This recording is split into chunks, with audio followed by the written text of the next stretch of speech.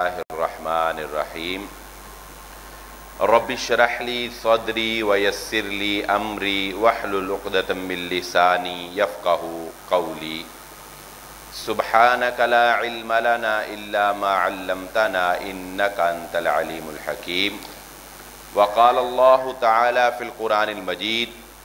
وقالوا لا تذرن آلهتكم ولا تذرن ودا ولا سواعا ولا يغوث ويعوق ونسرا وقد أضلوا كثيرا ولا تزد الظالمين إلا ضلالا۔ قابل صد احترام محترم سامعین اکرام، ہر قسم کی تعریفات اس خالق مالک ارض و سماوات کے لیے، اور لاکھوں کروڑوں درود و سلام آپ محمد مصطفیٰ صلی اللہ علیہ وآلہ وسلم کی ذات اقدس پر۔ آج کی گفتگو میں ہم جو بات سمجھنے کی کوشش کریں گے وہ پہلے ہی میں آپ کے گوش گزار کر دینا چاہتا ہوں، تاکہ پھر آئندہ والی جو ہماری گفتگو ہے وہ سمجھنے میں ہمیں آسانی رہے۔ تاریخ انسانی کا مطالعہ کرنے سے یہ بات صاف طور پر سامنے آتی ہے کہ انسان اپنے ہی جیسے نیک انسانوں کی وجہ سے تباہی اور بربادی کا شکار ہوئے ہیں۔ یہ جملہ تھوڑا آپ کو عجیب لگے گا کہ یہ کیا بات ہوئی، تو انشاءاللہ جب میں اس کی وضاحت کروں گا تو آپ کو بات سمجھ آ جائے گی کہ انسان اپنے ہی جیسے نیک انسانوں کی وجہ سے گمراہ ہوئے، لیکن اس میں قصور ان نیک انسانوں کا نہیں تھا، اس میں غلطی ان نیک لوگوں کی نہیں تھی، بلکہ انسان ہی ہمیشہ سے جب کسی بھی معاملے میں اعتدال کی راہ کو چھوڑ دیتے ہیں، افراط و تفریط کا شکار ہو جاتے ہیں، یا تو کسی کو بہت زیادہ گرا دینا اور یا کسی کو بہت زیادہ اونچا کر دینا، تب ہی انسان گمراہ ہوتے ہیں۔ اسی لیے ہمارا دین اسلام وہ ایک اعتدال کا دین ہے، ایک میانہ روی، ایک وہ راستہ دکھانے والا دین جس میں نہ تو بہت زیادہ غلو ہے کسی کی ذات کے بارے میں، اور نہ ہی اس میں بہت زیادہ کسی کو نیچا کر کے دکھانا ہے۔ اب یہ گمراہی دو طرح کی ہے، ایک ہے غلو کی وجہ سے، یعنی حد سے بڑھ جانے کی وجہ سے، اور ایک ہے اس کو اس کے مقام سے گرا دینے کی وجہ سے۔ ہماری زیادہ تر گفتگو جو ہے وہ غلو کے بارے میں ہوگی، اس لیے ہم پہلے اس کو سمجھ لیتے ہیں کہ کسی نیک انسان کو اس کے مقام سے گرا دینے کی وجہ سے لوگ کیوں گمراہ ہوئے۔ فَفَرِيقًا كَذَّبْتُمْ وَفَرِيقًا تَقْتُلُونَ۔ اللہ رب العزت نے انسانوں کی ہدایت کے لیے انبیاء اکرام کو بھیجا، اللہ کے نیک لوگ تھے، اللہ کے قرب والے بندے، قریبی بندے تھے، لوگوں نے ان کو ان کا وہ مقام نہیں دیا جو اللہ نے انہیں عطا کیا تھا، ان کو نبی نہیں مانا، ان کو ان کے نبوت کے مقام سے نیچا سمجھا، اور حتیٰ کہ انہیں سولی چڑھا دیا، انہیں شہید کر دیا، انہیں قتل کر دیا۔ انبیاء اکرام کی یہ توہین،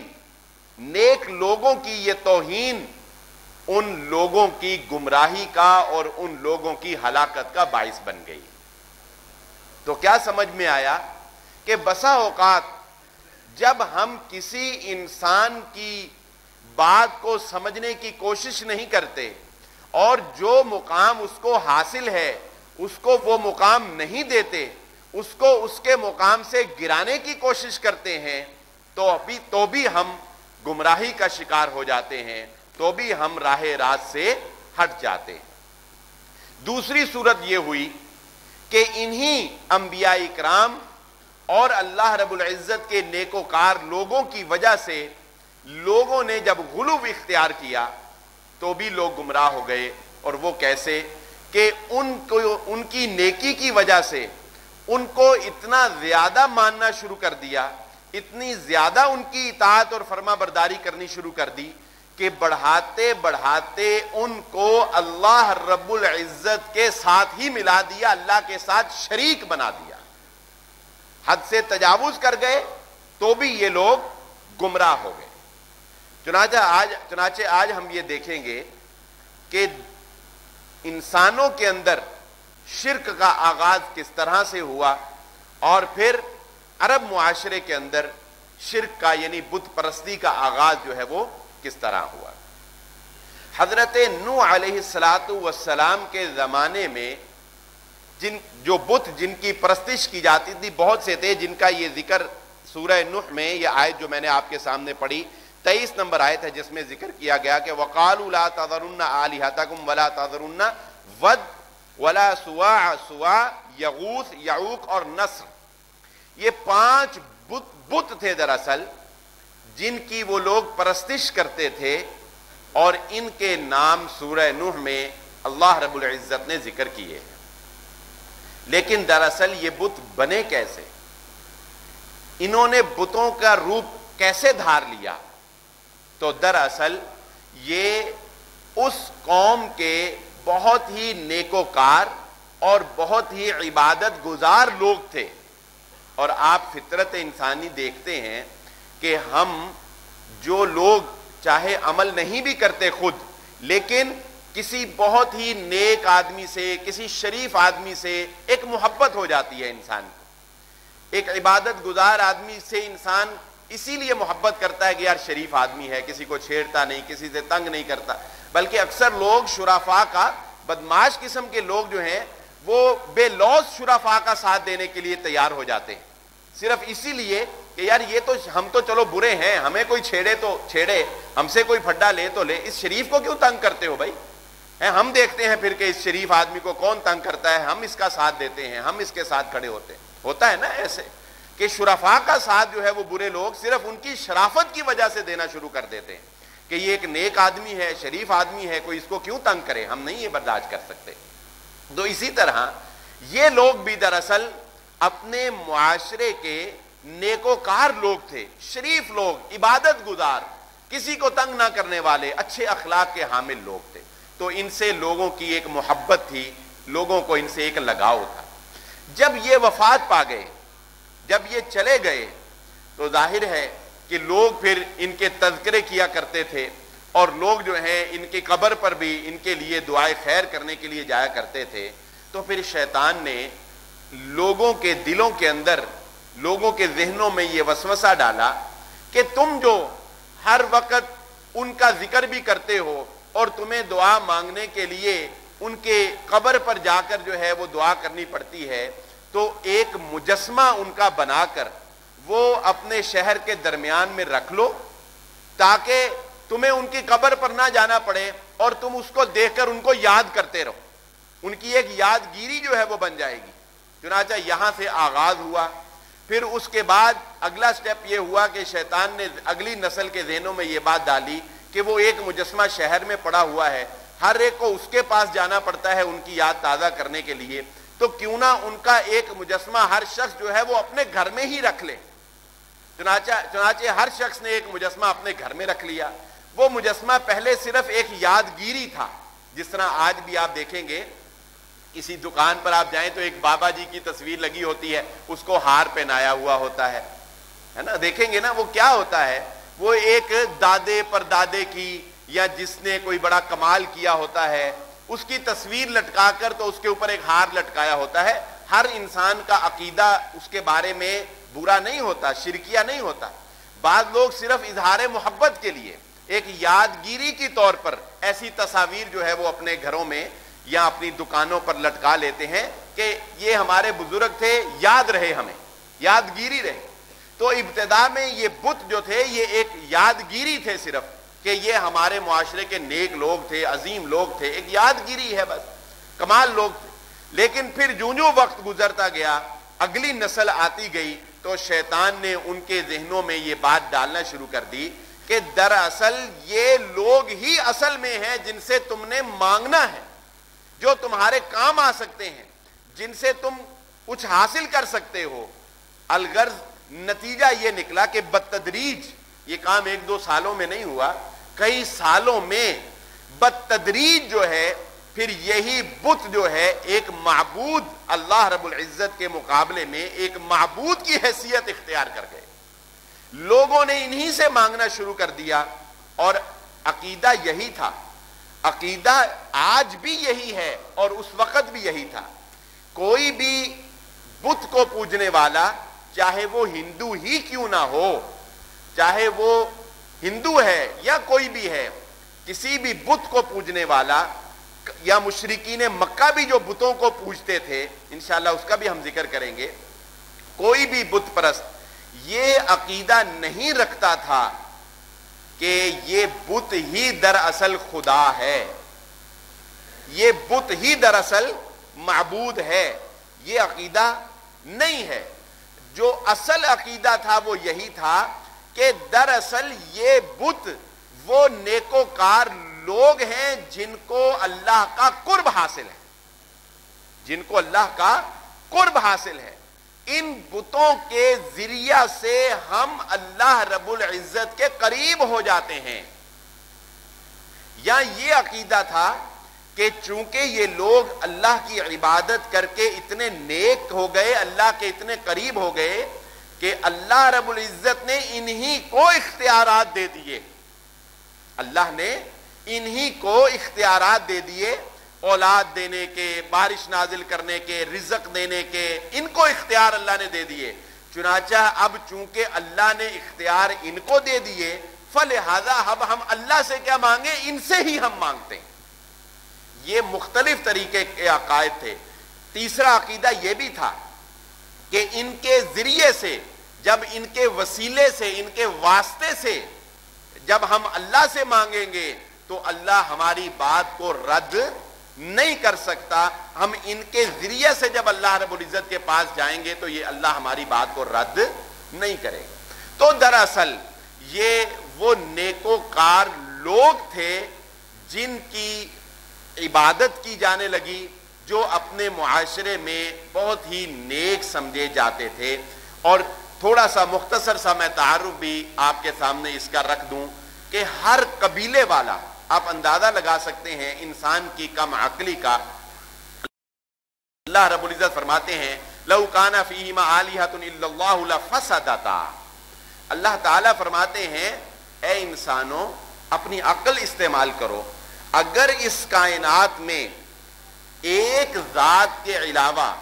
کسی دوسری ذات کو بھی اختیار حاصل ہوتا، اگر اس کائنات کو چلانے میں ایک ذات کے علاوہ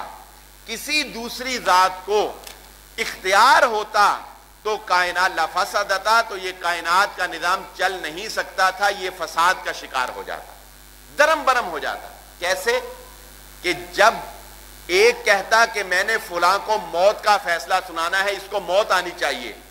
دوسرا خدا نعوذ باللہ کہتا نہیں بھائی میں تو اس کو موت دینا نہیں چاہتا، میں تو چاہتا ہوں یہ ابھی 2-4 سال اور جی لے. ایک کہتا یہاں پر بارش ہونی چاہیے، دوسرا کہتا نہیں میں تو نہیں چاہتا کہ یہاں پر بارش ہو، میرے بھی آخر اتنی ہی طاقت ہے جتنی تمہاری طاقت ہے، لہذا میں تو یہاں پر بارش نازل نہیں ہونے دوں گا. تو اللہ رب العزت انسانوں کو عقل سے سمجھاتے ہیں کہ سوچو تو صحیح، اگر اس کائنات کا نظام ایک اللہ کے علاوہ ایک اللہ کے ساتھ دوسرے بھی ہوتے تو یہ کائنات کا نظام کبھی بھی چل سکتا ہی نہیں تھا. چہ جائے کہ تم اپنے اپنے قبیلے کے ود نامی بنی کلب جو ہے، انہوں نے اس بت کو اپنا خدا، اپنا دیوتا جو ہے وہ بنایا ہوا تھا، اور ایک بہت بڑے طاقتور انسان کے شکل کا دومت الجندل کے نام کی جگہ پر وہاں انہوں نے اس کا استحان، اس کا بت جو ہے وہ رکھا ہوا تھا. اور اسی طرح سوا جو ہے یہ ایک دیوی تھی. یعنی آپ اندازہ لگائیں جب انسان شرک پہ اتر آتا ہے تو وہ کس کس طرح کی حرکتیں کرتا ہے.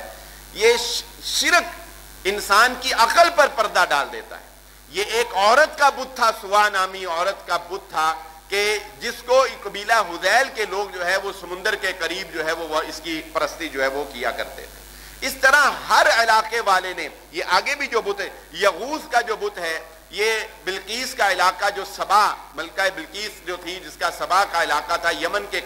قریب جو ہے، وہاں پر اس بت کی پرستش کی جاتی تھی۔ اسی طرح یعوق جو ہے یہ ہمدان نامی قبیلے کی ایک شاخ تھی جو اس کی عبادت کرتی تھی۔ نصر نامی بت جو ہے، ذوالقلاع والے جو ہیں یہ ایک قبیلہ تھا، قبیلہ حمیر کی ایک شاخ تھی ذوالقلاع، وہ اس کی عبادت کرتے تھے۔ یعنی ہر قبیلے نے اپنا بت بنا رکھا۔ اسی طرح آپ نے مشہور جو عربوں کے قبائل کے بتوں کے نام سنے ہوں گے، لات، عزا اور منات، ان کی بھی ہم وضاحت اب کر دیتے ہیں، لیکن اس سے پہلے دوسری بات سمجھ لیجیے۔ یہ بات تو ہمیں پتہ چل گئی کہ تاریخ انسانی میں حضرت نوح علیہ السلام کے دور میں بتوں کا آغاز، بت پرستی کا آغاز کس طرح ہوا؟ اللہ کے نیک بندوں کے مجسمے بنا کر۔ قبیلہ عرب میں، مکہ میں بت پرستی کا آغاز کس طرح ہوا؟ عمرو بن لحی نامی ایک شخص تھا جس کے بارے میں محمد الرسول اللہ صلی اللہ علیہ وآلہ وسلم نے یہ بات بھی ارشاد فرمائی تھی کہ نبی صلی اللہ علیہ وآلہ وسلم نے اس کو جہنم میں اپنا پیٹ آگ سے بھرتے ہوئے دیکھا تھا۔ یہ شام کے علاقے میں گیا تو وہاں پر لوگ ایک حبل نامی بہت بڑے بت کی پرستش کرتے تھے۔ اس نے ان سے پوچھا کہ بھئی یہ تم اس بت کے آگے کیوں جھکتے ہو اور اس کی پرستش کیوں کرتے ہو؟ تو چونکہ وہ علاقہ بڑا زرخیز اور ترقی یافتہ علاقہ تھا تو ان لوگوں نے کہا کہ یہ ہمیں بارشیں دیتا ہے، یہ ہمیں اولاد دیتا ہے، ہم اس لیے اس کی عبادت کرتے ہیں۔ تو اس عمرو بن لحی نے ان سے کہا کہ مجھے بھی تم اس کا ایک مجسمہ دے دو تاکہ میں بھی اپنے علاقے کے لوگوں کو جا کر اس کی افادیت کے بارے میں بتاؤں۔ چنانچہ وہ وہاں سے شام کے علاقے سے ایک مجسمہ حبل بت کا لے کر آیا جس کو اس نے بیت اللہ کے ساتھ لٹکا دیا، اور پھر لوگوں کو اس بات کی ترغیب دی کہ شام والے اس بت کے ذریعہ سے مانگتے ہیں تو دیکھو وہ کتنی ترقی کر گئے ہیں، لہذا آج کے بعد ہم بھی اسی کے ساتھ جو ہے وہ مانگا کریں گے۔ اور بتدریج پھر اسی طرح جس طرح کہ میں نے پیچھے بتایا، یکے بعد دیگرے آہستہ آہستہ جو ہے لوگوں میں بت پرستی کا رجحان پیدا ہو گیا، اور یہ پھر معاملہ بڑھتا چلا گیا۔ بڑھتا پھر کیسے چلا گیا؟ لات نامی بت جو کہ بیسیکلی طائف والوں کا بت تھا، اور یہ وہ شخص تھا، لات کے لغوی معنی مختلف بیان کیے ہیں مفسرین نے، لیکن اس کا ایک جو راجح معنی ہے وہ یہ کہ جس کے آگے جھکا جائے۔ نعوذ باللہ، چونکہ لوگ اس کے آگے جھکتے تھے تو اس لیے اس کو لات کہا جانے لگا۔ یہ کیا تھا؟ دراصل یہ ایک ایسا انسان تھا جو حاجیوں کو کھانا کھلایا کرتا تھا اور ستو پلایا کرتا تھا۔ حاجی جو قافلے ہوتے تھے جو اس کے راستے سے گزر کر، طائف کے راستے سے گزر کر مکہ جاتے تھے تو راستے میں جب پڑاؤ کرتے تھے تو یہ شخص جو ہے یہ حاجیوں کی خدمت کیا کرتا تھا۔ اس لیے لوگوں کو اس کے ساتھ عقیدت تھی، اس کی خدمت کی وجہ سے۔ جب یہ مر گیا، جب یہ وفات پا گیا تو لوگوں نے، وہاں کے لوگوں نے اس کا مجسمہ بنایا، لات نام رکھ لیا، اور بلا آخر آہستہ آہستہ اس کی عبادت کی جانے لگی۔ اس کی عقیدت کا اندازہ آپ یہاں سے لگا سکتے ہیں، اور وہی بات جو حضرت ابراہیم علیہ السلام نے کی تھی کہ حضرت ابراہیم علیہ السلام نے بتوں کو توڑا، جب بتوں کو توڑ دیا تو بڑے کے کندھے پر کلاڑی رکھ دی اور پوچھا، کہا کہ اس سے پوچھ لو، یہ تمہارا بڑا ہے۔ تو قوم کی عقل ماری گئی، کہنے لگی پکڑو ابراہیم کو اور اپنے بتوں کی مدد کرو۔ خود اب کہہ رہے ہیں کہ اپنے بتوں کی، اپنے خداؤں کی مدد کرو۔ بھلا جو تمہاری مدد کے محتاج ہوں گے وہ کسی کی مدد کیا کر سکتے ہیں؟ جس وقت ابرہا نے بیت اللہ کے اوپر حملہ کیا ہے تو اس کو آپ جانتے ہیں نا، لشکر کو روانہ کیا جاتا ہے تو ایک پورا نقشہ چاہیے ہوتا ہے کہ ہمارا لشکر جو ہے وہ کہاں کہاں سے کس کس سمت سے جو ہے وہ سفر کرے گا اور وہاں پر پہنچے گا منزل پہ۔ تو طائف کے لوگوں نے جو کہ بیت اللہ کا تقدس اور احترام اپنے دلوں میں رکھتے تھے، لیکن اپنے بتوں کی خاطر اور اپنے بتوں کے تقدس کی خاطر طائف والوں نے باقاعدہ نقشے ابرہا کو مکہ تک پہنچنے کے نقشے صرف اس شرط پر فراہم کر دیے کہ تم ہمارے علاقے سے ہوتے ہوئے نہیں جاؤ گے، ہمارے بت جو تمہارے راستے میں ہمارا بت آتا ہے لات، اس کو تم کوئی نقصان نہیں پہنچاؤ گے، یہ لو نقشے اور اس راستے سے تم جو ہے وہ مکہ تک پہنچ جاؤ۔ یہاں تک یہ لوگ جو ہے یہ عقیدت میں جب انسان اندھا ہو جاتا ہے تو اس حد تک وہ قدم اٹھا لیتا ہے۔ عزا نامی یہ بھی ایک عورت تھی، عزا نامی ایک عورت تھی، یہ مکہ اور مدینہ کے درمیان وادی نخلا ایک جگہ آتی ہے، اور مورخین نے لکھا ہے کہ عرب معاشرے کے اندر سب سے زیادہ احترام اور سب سے زیادہ تقدس جس بت کا کیا جاتا تھا وہ یہی عزا نامی خاتون تھی۔ لوگ یہاں پر چڑھاوے بھی چڑھاتے تھے، نظر و نیاز بھی کرتے تھے، قربانیاں بھی کرتے تھے، اپنی فصلوں میں سے ایک حصہ بھی ان کے لیے مخصوص کر لیتے تھے، حتیٰ کہ ان کے طواف بھی کیے جاتے تھے۔ اور یہ ایک عورت کا بت تھا جو وادی نخلا میں نصب کیا گیا تھا۔ اور اسی طرح منات جو ہے یہ اوس اور خزرج، جو مدینہ کے اندر دو بڑے اہم قبائل تھے، اوس اور خزرج جو ہے قبیلے، یہ منات بت جو ہے یہ اوس اور خزرج جو ہے وہ اس کی عبادت کیا کرتے ہیں۔ اور یہ بات تو آپ نے معروف سن رکھی ہوگی کہ مکہ میں جس وقت محمد الرسول اللہ صلی اللہ علیہ وآلہ وسلم فاتحانہ داخل ہوئے ہیں، 360 بت تھے جو بیت اللہ کے اندر رکھے گئے، 360 بت۔ اب آپ اندازہ لگائیں، ہر دن ایک نیا خدا، ہر دن کے لیے ایک نیا معبود، ہر دن کا نظام چلانے کے لیے ایک الگ سے مجسمہ، انسان کی عقل پر پردہ پڑ جاتا ہے۔ اور محمد الرسول اللہ صلی اللہ علیہ وآلہ وسلم بتوں کو گراتے چلے جاتے تھے، وَجَاءَ الْحَقُّ وَزَهَقَ الْبَاطِلُ إِنَّ الْبَاطِلَ كَانَ زَهُوقًا، اور آپ اس بات کا اعلان کرتے چلے جاتے تھے کہ حق آ گیا اور باطل مٹ گیا، اور باطل ہے ہی مٹ جانے کے لیے، باطل ہے ہی مٹ جانے کے لیے۔ تو اب ہم اپنے معاشرے کے اندر تھوڑا سا تجزیہ کر لیتے ہیں اور ہم اپنے آپ کو بھی تھوڑا سا جھنجھوڑ کر دیکھ لیتے ہیں کہ ہمارا کردار اب کیا ہے۔ اب ہمارا کردار کچھ اس طرح کا نظر آتا ہے کہ ہم بھی اسی افراط و تفرید کا شکار ہیں۔ یا تو ہم اللہ کے بندوں کو، اللہ کے نیک بندوں کو مولوی کہہ کر ڈی ویلیو کر دیتے ہیں، توہین کرتے ہیں، ان کی تذلیل کرتے ہیں، ان کو اپنے ساتھ کسی مجلس میں بٹھانا گوارا نہیں کرتے، ان کے ساتھ بیٹھ کر کھانا گوارا نہیں کرتے۔ ہم یہ برداشت نہیں کرتے کہ ہمارے بچے کسی مولوی کے ساتھ جو ہے وہ دوستی کر لیں، یا ہمارے بچوں کا اٹھنا بیٹھنا کسی مولوی ٹائپ انسان کے ساتھ ہو جائے۔ یہ ہمارے اندر ایک نفرت کا رجحان آپ کو معاشرے میں نظر آئے گا۔ لوگ مولوی کے نام پر دیندار لوگوں سے نفرت کرتے ہیں، اور اگر کبھی انہیں موقع مل جائے تو وہ اپنی زبانیں دراز کرنے میں کوئی کمی نہیں کرتے، داڑھیوں والوں کی توہین کرنے میں، اور علماء اکرام کو مولوی کہہ کر، یا اللہ کے نیک لوگ، اللہ کے برگزیدہ لوگوں کو مولوی کہہ کر، یا اپنے اپنے القابات دے کر، صوفی کہہ کر یا کچھ بھی کہہ کر ان کو ڈی ویلیو کرتے ہیں اور ان کی توہین کرتے ہیں۔ یہ وہ لوگ ہیں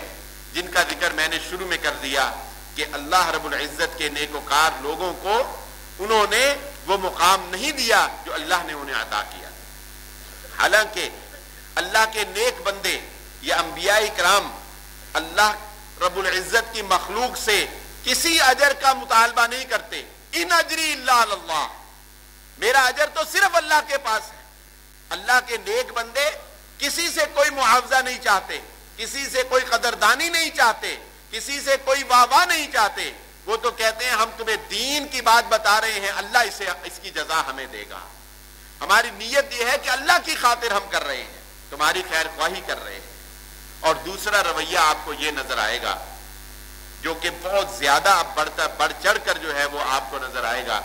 کہ ہم جب یہ دیکھتے ہیں کہ کوئی آدمی بڑا نفل و نوافل کا اہتمام کرنے والا ہے، بڑا نیکوکار ہے، اس کی دعا قبول ہوتی ہے، تو ہم کیا کرتے ہیں؟ ہم اسے پھر کہتے ہیں یہ بابا بن گیا ہے، بابا جی ہیں، یہ پہنچی ہوئی سرکار ہے، یہ پہنچی ہوئی سرکار ہے۔ پھر ہم اسی سے مانگنا شروع کر دیتے ہیں، اسی سے کہتے ہیں تو ہی کر سکتا ہے جو تو نے کرنا ہے۔ اور ایسے اللہ رب العزت کے اولیاء اکرام، اللہ کے نیک بندے جنہوں نے اپنی زندگیوں میں دین کا کام کیا اور دین کی خدمت کی، وہ اس دنیا سے جا چکے ہیں، لیکن ہم لوگ، ہمارے ہی اندر پائے جانے والے لوگ، وہ کیا کر رہے ہیں؟ وہ انہی نیکوکار لوگوں سے مانگ رہے ہیں، عقیدت میں، محبت میں انہی لوگوں سے مانگ رہے ہیں کہ آپ ہی ہیں جو بارش نازل کر سکتے ہیں، بجلی کڑک رہی ہے تو فلاں کو پکارو، اگر کوئی رزق ہے تو وہ غریب نواز کے نام سے پکارو، یا اس طرح مختلف نام جو ہیں وہ اپنے ہی طرف سے ہم نے رکھ لیے ہیں۔ دیکھیے یہ کیا ہے؟ اللہ رب العزت کی طاقت کا، اللہ رب العزت کی قدرت کا، اللہ رب العزت کی توحید کا ہمیں ادراک نہیں ہے؟ کیا ہمیں یہ یقین نہیں ہے کہ اللہ ہمیں عطا کر سکتا ہے؟ اور اس بارے میں وہ دلیل میں اکثر دیا کرتا ہوں، بہت شاندار دلیل ہے یہ۔ کسی انسان کو سمجھانے کے لیے اگر انسان سمجھنا چاہتا ہو تو یہ دلائل تو اللہ نے قرآن میں بہت سے ذکر کیے ہیں، لیکن یہ بہت شاندار دلیل ہے، کیونکہ زیادہ تر لوگ اسی بات کا سہارا لیتے ہیں، زیادہ تر لوگ اسی بات کا سہارا لیتے ہیں کہ وہ کہتے ہیں کہ دراصل بات یہ ہے کہ اللہ رب العزت نے ان نیک لوگوں کو اختیار دے دیے۔ ہم اللہ کو ہی مانتے ہیں، ہم مانگتے بھی اللہ سے ہیں، لیکن نادانی ہے نا، شیطان کسی نہ کسی طرح بہکا دیتا ہے۔ وہ کہتے ہیں کہ دراصل ہم مانتے ہیں کہ اللہ نے ان کو اختیار دے دیے ہیں، تو جب اللہ نے ان کو اختیار دے دیے، ان کی ڈیوٹیاں لگا دی اللہ نے، تو ہم اب ان سے ہی مانگنا شروع کر دیتے ہیں۔ یا یہ اللہ کے اتنے نیک بندے ہیں کہ ان کے ذریعے سے جب ہم اللہ تک پہنچتے ہیں، اللہ کی تک بات رکھتے ہیں، تو اللہ ہماری بات رد نہیں کرتا۔ پہلے تو ایک یہ بات ذہن نشین رکھ لیں کہ اللہ رب العزت اگر کسی کو اختیار دے تو ہمیں کیسے پتا چلے گا کہ اللہ نے فلاں بندے کو یہ اختیار دے دیا ہے کہ وہ اپنی مرضی سے بارش نازل کر سکتا ہے؟ کچھ معیار تو ہونا چاہیے نا، کہ کیا کوئی بندہ 2 لاکھ نفل پڑھ لے تو پھر اس کو یہ اختیار مل جاتا ہے؟ کیا معیار ہے؟ کوئی معیار ہے آپ کے پاس؟ کوئی معیار نہیں۔ ہاں ایک ہو سکتا ہے کہ اللہ رب العزت خود ہی بتا دے، اللہ رب العزت خود ہی بتا دے کہ میں نے اپنے دنیا میں فلاں فلاں بندوں کو فلاں فلاں اختیارات میں نے دیے ہوئے ہیں۔ لیکن اللہ رب العزت ہمیں کس طرح بتا سکتے ہیں؟ قرآن مجید میں بتا سکتے ہیں، یا محمد الرسول اللہ صلی اللہ علیہ وآلہ وسلم کے ذریعے اللہ ہمیں بتا سکتے تھے، لیکن اللہ رب العزت نے پورے قرآن میں کہیں نہیں بتایا کہ میں نے اپنے کسی بندے کو کوئی اختیار دیا ہوا۔ اللہ نے پورے قرآن میں کہیں نہیں بتایا، نہ محمد الرسول اللہ صلی اللہ علیہ وآلہ وسلم نے کہیں بتایا ہو کہ اللہ نے اتنی عبادت کر لینے کے بعد فلاں بندے کو فلاں اختیار جو ہے وہ دے دیا۔ نظام کائنات اللہ رب العزت کی ذات نے بنایا اور اللہ ہی چلا رہا ہے۔ چلو یہ تو ہمیں نہیں پتا، یہ تو ہمیں پتا ہے، صحیح احادیث میں اس بات کا ذکر ہے کہ اللہ رب العزت نے کاموں کے اوپر، جو کام دنیا میں سر انجام ہو رہے ہیں، ان پر فرشتوں کو مقرر کیا ہوا ہے۔ یہ تو پتا ہے نا، ہمیں پتا ہے کہ ملک الموت، جسے اسرائیل کے نام سے معروف ہیں، جو کہ جانے جاتے ہیں، جو کہ میں وضاحت کر چکا ہوں کہ یہ نام بھی، اسرائیل کا نام بھی، جو ملک الموت فرشتے، جو روح قبض کرنے والے فرشتے ہیں، یہ نام بھی آپ کو کسی حدیث میں نہیں ملے گا۔ اسرائیل ان کا نام کسی صحیح حدیث میں نہیں ہے، قرآن میں تو نہیں، حدیث میں بھی نہیں۔ اصل جو ان کے لیے نام استعمال ہوا ہے وہ ملک الموت کا لفظ استعمال ہوا ہے۔ یہ تو پتا ہے نا سب کو کہ جب موت آتی ہے کسی پر تو جو روح قبض کرنے کی ڈیوٹی اللہ رب العزت نے جس فرشتے کی لگائی ہوئی ہے وہ فرشتہ ملک الموت ہے، یا اسرائیل ہی کہہ لیں، اسرائیل ہیں، سب جانتے ہیں کہ ڈیوٹی ان کی ہے۔ پھر مجھے بتائیں کبھی ایسا کیوں نہیں ہوا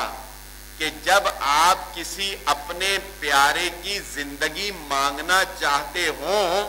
کوئی بیمار ہو اور آپ چاہتے ہوں کہ اللہ اس کو زندگی بڑھا دے، تو آپ اسرائیل کو کیوں نہیں کہتے کہ یا اسرائیل اس کی روح قبض نہ کرنا، اس میں تھوڑی سی مہلت دے دے ہمیں، کیونکہ اللہ نے تجھے دیا ہوا ہے یہ اختیار روح قبض کرنے کا؟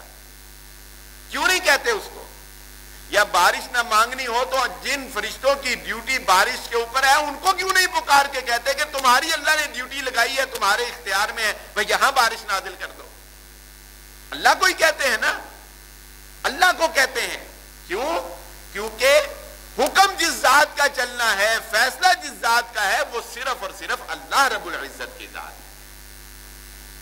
امن خلق السماوات والارض وانزل لكم من السماء ماء فانبتنا به حدائق ذات بهجة ما كان لكم ان تنبتوا شجرها أإله مع الله بل هم قوم يعدلون۔ اللہ رب العزت فرماتے ہیں امن خلق السماوات والارض، اے انسانوں بتاؤ کون ہے جس نے آسمان کو پیدا کیا، کون ہے جس نے زمین کو پیدا کیا، وانزل لكم من السماء ماء، کون ہے جو تمہارے لیے آسمان سے بارش نازل کرتا ہے، ما کان لکم ان تنبتوا شجرہا، اے انسان تیرے میں یہ اختیار نہیں ہے کہ تو زمین سے ایک دانہ بھی اگا سکے، ایک کمپل بھی تو زمین سے نکال سکے، تیرے اندر یہ اختیار نہیں ہے۔ وَأَوْحَىٰ رَبُّكَ إِلَى النَّحْلِ، تیرے رب نے مکھی کو یہ وحی کر دی، اس کو یہ سکھا دیا۔ کیا سکھایا؟ کہ پھلوں سے رس کو چوسنا ہے اور اپنے پیٹ میں لے کے جانا ہے، اور میرے بندوں کے لیے شفاء للناس، شہد بنانا ہے جو شفا ہے۔ اے انسان اگر تجھے لگتا ہے کہ اللہ خالق نہیں ہے تو بتا ایسا کارخانہ کہیں تو نے دیکھا ہے کہ اتنی سی شہد کی مکھی ہے اس میں اللہ نے شہد بھی رکھ دیا، زہر بھی رکھ دیا ہے؟ اتنی سی مکھی ہے نا، کاٹ لے تو آپ کے جسم میں زہر جاتا ہے نا، اور ویسے کیا بناتی ہے؟ شہد بناتی ہے۔ اللہ رب العزت فرماتے ہیں لاؤ پھر کوئی جو ایسا کارخانہ پیدا کر کے دکھا سکتا ہو، لاؤ کوئی جو ایسا شہد بنا سکتا ہو۔ اچھا یہ نہیں کر سکتے، اللہ رب العزت فرماتے ہیں آؤ دوسری طرف دیکھ لو، گوبر اور خون کے درمیان میں سے، گوبر اور خون کے درمیان میں سے لبنن خالصا سائغا للشاربین، ہم تمہارے لیے غذائیت سے بھرپور دودھ پیدا کر کے دکھاتے ہیں، لاؤ کوئی جو دودھ کا ایک قطرہ پیدا کر کے دکھا دے۔ یہ کیمیکل سے دودھ بناتے ہیں نا، اللہ رب العزت نے قرآن میں ہر چیز کا بیان کیا، سائغا للشاربین، اللہ نے فرمایا وہ دودھ جو تمہارے جسم کو صحت عطا کرتا ہے، غذائیت دیتا ہے۔ کیمیکل سے بنا ہوا دودھ تمہارے جسم کے لیے نقصان دہ ہے، تمہارے جسم کو غذائیت نہیں دے سکتا۔ سائغا للشاربین، لاؤ مرج البحرین یلتقیان بینہما برزخ لا یبغیان، اگر تمہیں لگتا ہے اس کائنات کا نظام اللہ نہیں چلا رہا، اللہ کے علاوہ کوئی اور بھی ہے، تو آؤ ہم تمہیں بتاتے ہیں، اٹک کے مقام پر جا کر دیکھو، دو دریا ایسے چل رہے ہیں برابر، ادھر کا پانی سفید ہے، ادھر کا پانی مٹیالہ ہے، ادھر کا پانی نمکین ہے، ادھر کا پانی میٹھا ہے، ان دونوں کے درمیان کوئی دیوار نہیں ہے، لیکن یہ پانی ادھر نہیں آ رہا، یہ ادھر نہیں جا رہا، کون ہے جو اس پانی کو روکے ہوئے؟ کسی کو کوئی لاؤ جو پانی کو ایسے روک کر دکھا دے، روک نہیں سکتا، جو ہم نے روکے ہیں ان کو ملا کر دکھا دے، ہے کوئی جو ایسے کر سکے؟ ہم جس زمین کو بنجر کر دیں، ہم جس عورت کو بانجھ کر دیں، لاؤ کوئی جو اس کو اولاد عطا کر دے، اور لاؤ کوئی جو اس زمین بنجر زمین میں کھیتی اگا کر دکھا دے۔ جب تم کچھ نہیں کر سکتے تو پھر تمہیں کس چیز کا مان ہے؟ اِلَٰهٌ مَّعَ اللَّهِ، پھر اللہ نے ایک بہت پیارا سوال رکھا، اِلَٰهٌ مَّعَ اللَّهِ، اللہ رب العزت نے اس آیت میں یہ نہیں کہا کیا اللہ کے علاوہ اللہ کو چھوڑ کر کسی اور کی گنجائش ہے؟ اللہ نے یہ نہیں کہا کہ انسانوں تم کچھ نہیں کر سکتے تو پھر بتاؤ الہ من دون اللہ، کیا اللہ کے علاوہ نہیں؟ اللہ نے فرمایا الہ مع اللہ، اب بھی کیا اللہ کے ساتھ کسی اور کو معبود بنانے کی گنجائش رہ جاتی ہے؟ اتنی طاقتور ذات۔ اچھا چلو ایک اور دلیل سے سمجھ لیں، وقت قلیل ہے، بات ختم کرتے ہیں، ایک اور انداز سے سمجھ لیں۔ اللہ تعالیٰ فرماتے ہیں یہ تم نہیں کر سکتے، سورج کی ایک کرن نہیں بنا سکتے، اللہ نے جو تخلیق کر دی ہے مچھر کا ایک پر نہیں بنا سکتے، اللہ بارش نازل کر رہا ہو روک نہیں سکتے، جہاں وہ نہیں نازل کرتا برسا نہیں سکتے، چلو نہیں کر سکتے نہ کرو، ایک اور کام کرو۔ وہ کیا؟ اللہ رب العزت سورہ ملک میں ارشاد فرماتے ہیں ایک کام کرو، اللہ رب العزت نے جن چیزوں کو پیدا کیا ہے، اللہ نے جن چیزوں کو پیدا کیا ہے ان میں غور و فکر کرو، ان میں تدبر کرو، آسمان کی طرف نظر اٹھاؤ، اس میں غور کرو، فرجع البصر، تیری نظر تھک جائے گی یا انسان، تیری نظر تیری طرف لوٹ آئے گی، لیکن اللہ کی بنائی ہوئی چیزوں میں تجھے کوئی عیب نظر نہیں آئے گا۔ اللہ فرماتے ہیں میری تخلیق جیسی تخلیق نہیں کر سکتے نا، تو یہ کر دو جو میں نے پیدا کیے ہیں ان میں نقص پیدا کر کے دکھا دو، کہہ دو کہ انسان کی آنکھیں یہاں نہیں ہونی چاہیے تھی، ماتھے پر ہوتی تو زیادہ اچھی تھی، ثابت کر دو کہ مچھر کے پر صحیح نہیں بنے، ثابت کر دو کہ آسمان کے ستارے صحیح جگہ پر فٹ نہیں ہوئے، کچھ تو کر کے دکھاؤ۔ اللہ رب العزت نے جو چیزیں پیدا کی ہیں ان میں کوئی نقص دکھاؤ، ثابت کر کے دکھاؤ کہ اللہ کی تخلیق صحیح تخلیق نہیں تھی، لیکن انسان تیری نظر تھک جائے گی، رحمان کی تخلیق میں تجھے کوئی عیب نظر نہیں آئے گا۔ تو جب اللہ رب العزت جیسا کوئی نہیں ہے، لیس کمثلہ شیء، وہ اکیلا تنہا خالق ہے، تو پھر اللہ رب العزت فرماتے ہیں ہم کسی کو یہ اجازت نہیں دیتے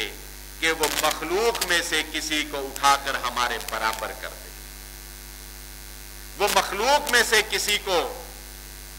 ہمارے جیسا بنا دے، اور جب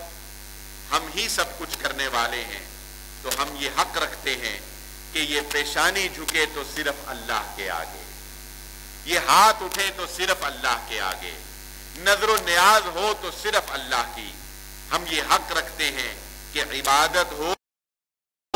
تو صرف اور صرف اللہ کی، کوئی اور معبود ہمیں اپنے ساتھ گوارا نہیں ہے، کیونکہ خالق اللہ ہے، رب اللہ ہے۔